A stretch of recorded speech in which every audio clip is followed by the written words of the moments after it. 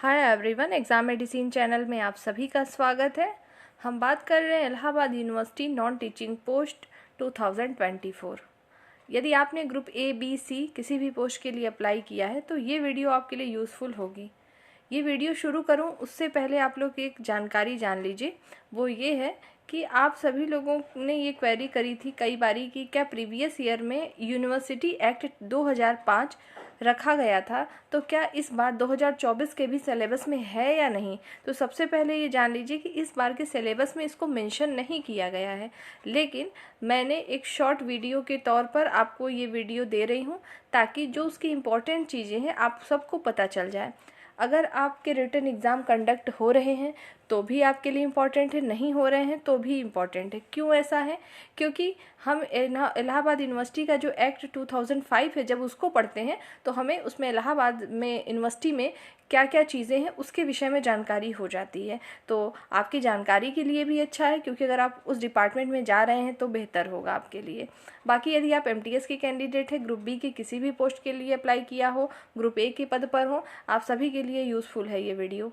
यहाँ पर मैंने वही चीज़ें रखी हैं जो कि आपको इम्पॉर्टेंट है, और सब कुछ इसमें बहुत बड़ा नहीं है जैसा कि प्रीवियस ईयर में था। प्रीवियस ईयर में चूँकि ये चैप्टर था आपका, इसलिए बताया गया था, लेकिन पिछली बार भी रखने के बावजूद भी इससे प्रश्न ना के बराबर आए थे। तो इस बार तो है ही नहीं उतना, लेकिन फिर भी आप लोगों ने ये डिमांड भी की थी कि एक्ट 2005 आपको बताई जाए। जो ये वीडियो है आपकी मुश्किल से 10 से 15 मिनट की होगी, ताकि आप लोगों को इसमें पूरी जानकारी मिल जाए। ठीक है, तो चलिए आज की वीडियो को शुरू करते हैं। तो सबसे पहले अगर हम बात करते हैं एक्ट की, आप जब संविधान पढ़ते हैं, भारतीय संविधान पढ़ते हैं, तो आपको उसमें क्या पढ़ना होता है, उसमें क्या जानकारी आपको मिलती है पढ़ने पर।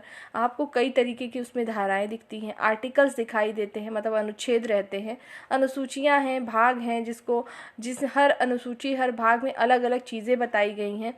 जितने भी पदाधिकारी हैं पूरे भारत में, पूरे राज्य में बात करें कि कौन कब नियुक्त होता है, किसका कार्यकाल कब होगा, और जो जो नए नए नियम होते हैं, चाहे राज्य सरकार की हो चाहे सेंट्रल गवर्नमेंट को मिले, हर एक विवरण उसमें लिखा हुआ है। ठीक है, वो एक तरीके की क्या है, किताब है, उसमें हर एक चीज़ लिखा हुआ है पहले से।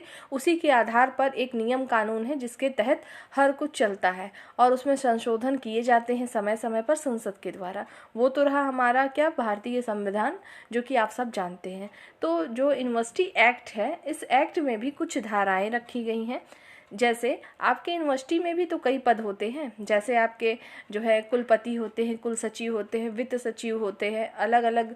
आप लोग भी जाएंगे जब वहाँ पर जॉब करने, चाहे आप कंप्यूटर ऑपरेटर बन के जाइए, सेक्शन ऑफिसर बन के जाइए, या कोई भी आपका भी एक पद है, तो उसके भी कुछ रूल्स रेगुलेशन होंगे।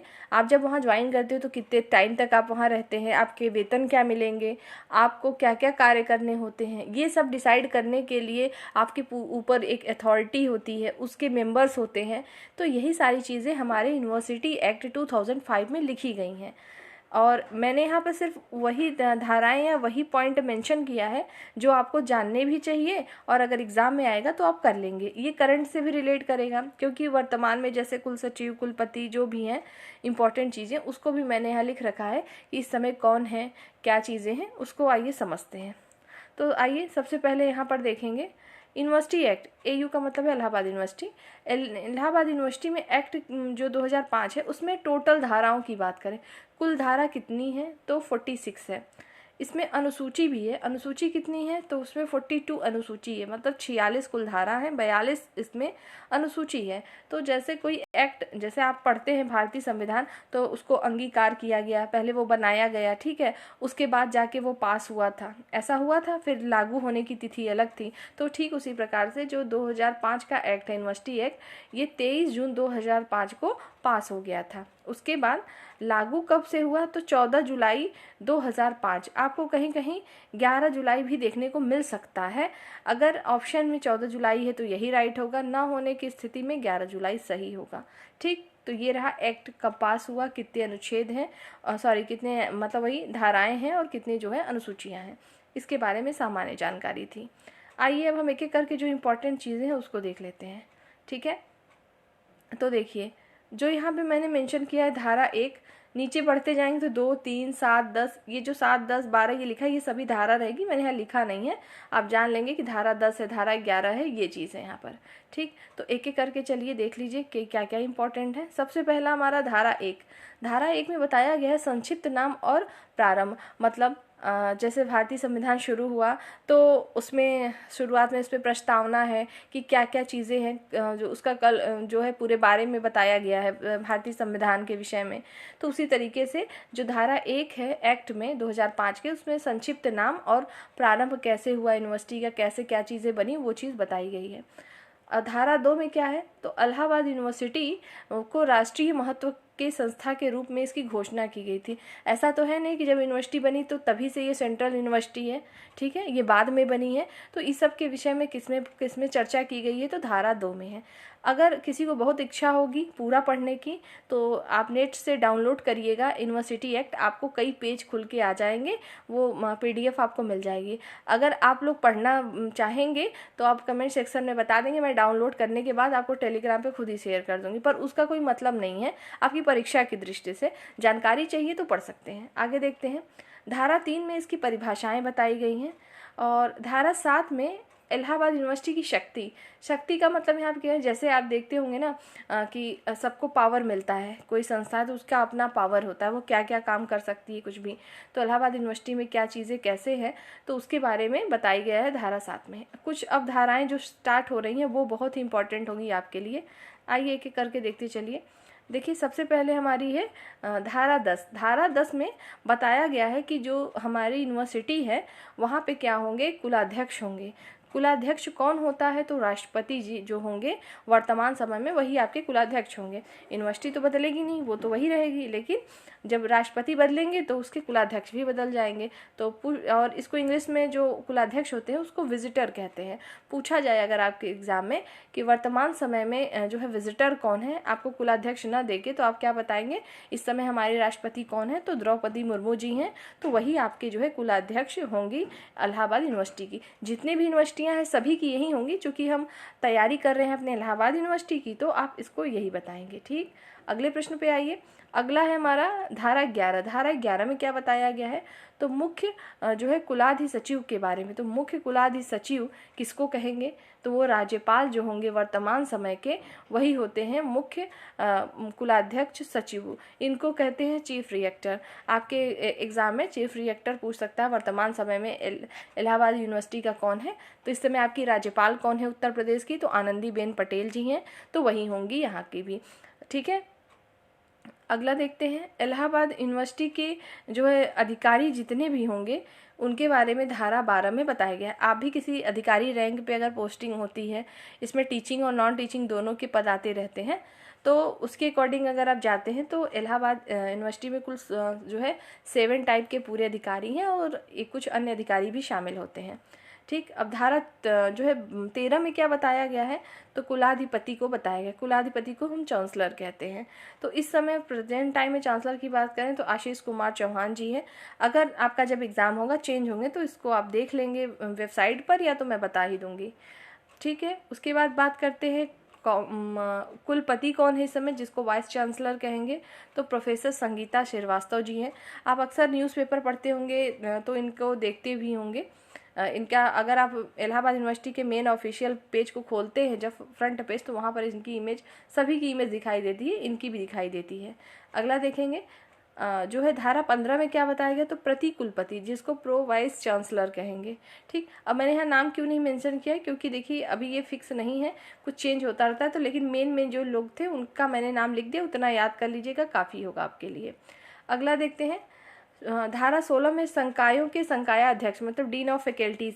अलग अलग फैकल्टीज़ हैं इलाहाबाद यूनिवर्सिटी में, और हर यूनिवर्सिटी में होते हैं, यहाँ पर भी है। ठीक है, आर्ट फैकल्टीज़ अलग होती है, साइंस फैकल्टीज़ आपकी अलग होती है।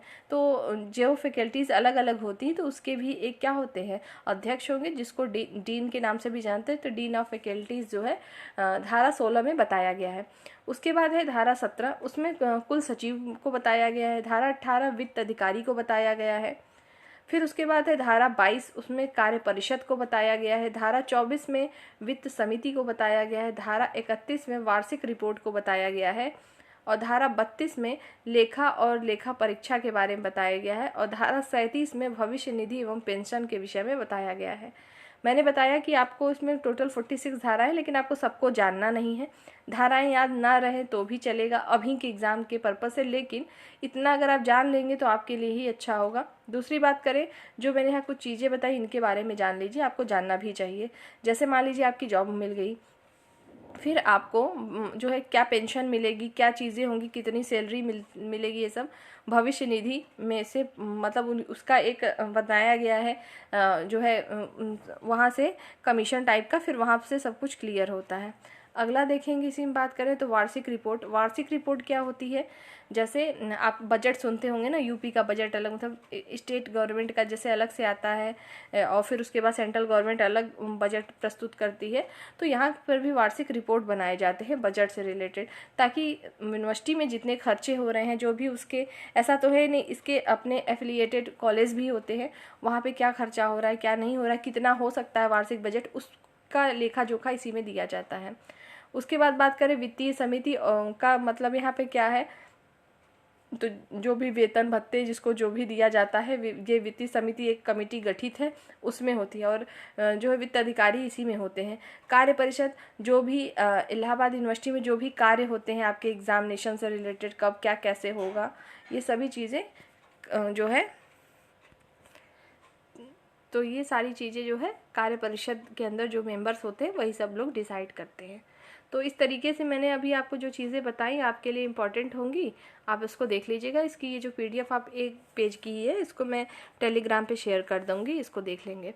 और इसके बारे में जैसे कि मैंने प्रीवियस ईयर में जब एग्ज़ाम हुआ था आपका, तो पूरा डिटेल बताया था, जैसे जितने लोगों को आप इसमें देख रहे हैं, मुख्य जो इसके अधिकारी, जैसे आप चांसलर, वाइस चांसलर हो गए, विजिटर तो मान लीजिए वो हैं ही हैं राष्ट्रपति जी, बाकी आपके जो है प्रो वाइस चांसलर होते हैं, तो सबकी एक टाइम ड्यूरेशन होता है कि इतने समय तक होंगे, उनकी नियुक्ति कैसे होती है, कितने मेंबर शामिल होते हैं, ये सब कुछ पढ़ना था प्रीवियस ईयर में। इसमें इतना नहीं पढ़ना है तो क्यों अपना टाइम आप वेस्ट करेंगे, तो ये सारी चीज़ें हैं। और अगर किसी को पढ़ने की इच्छा होगी तो ये प्लेलिस्ट में प्रीवियस वाले में पढ़ा हुआ है, पढ़ लीजिएगा। और अगर आप लोग इसको और जानना चाहते हैं, अगर आपको ना मिले तो आप कमेंट सेक्शन में बता दीजिएगा, तो मैं उसी वीडियो को मैं रीसेंड कर दूंगी टेलीग्राम पर, तो आप वहाँ से पढ़ लीजिएगा, ठीक है। बाकी आपकी और भी कोई क्वेरी होगी इससे रिलेटेड तो आप कमेंट सेक्शन में पूछ सकते हैं, और जिन्हें पढ़ाई से रिलेटेड क्वेश्चन करना हो वही कमेंट करें तो बेहतर होगा। बाकी आप लोग अपनी तैयारी करते रहिए, चैनल के माध्यम से आपको चीज़ें मिलती जाएंगी समय समय पर। नेक्स्ट वीडियो में हम जल्द फिर मिलेंगे। जय हिंद।